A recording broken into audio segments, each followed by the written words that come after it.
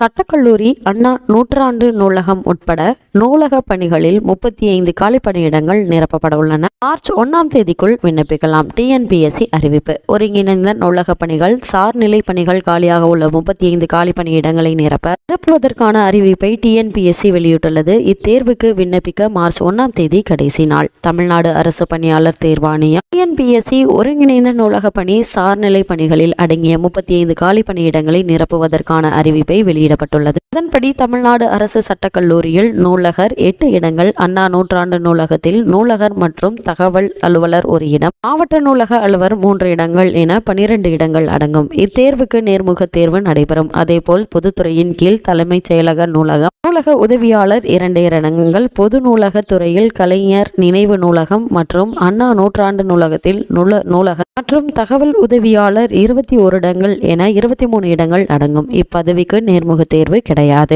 இந்த பதவிக்கான எழுத்து தேர்வுக்கு மார்ச் 1ஆம் தேதி வரை டிஎன்பிஎஸ்சி இணையதளமான tnpsc.gov.in tnpscexams.in வாயிலாக விண்ணப்பிக்கலாம். இணையவழி விண்ணப்பங்களை மார்ச் 6ஆம் தேதிக்குள் நள்ளிரவு 12 மணி முதல் மார்ச் 8ஆம் தேதி இரவு 11:59 மணி வரை திருத்தம் செய்யலாம். இத்தேர்வுக்கான எழுத்து தேர்வு மே 31ஆம் தேதி நடைபெறுகிறது. 13ஆம் தேதி காலை 9:30 மணி முதல் பிற்பகல் 12:30 மணி வரை முதல் தாள் தேர்வும், பிற்பகல் 2:30 மணி முதல் மாலை 5:30 மணி வரை 2ஆம் தாள் தேர்வும் நடைபெறும். எழுத்து தேர்வு சென்னை, மதுரை, கோவை, திருச்சி, திருநெல்வேலி, சேலம், வேலூர் ஆகிய 7 மாவட்டங்களில் நடைபெறும். தேர்வுக்கு விண்ணப்பிப்பதற்கான கல்வி தகுதி, வயது வரம்பு, தேர்வு கட்டணம் உள்ளிட்ட முழு விவரங்கள் டிஎன்பிஎஸ்சி இணையதளத்தில் வெளியிடப்பட்டுள்ளது.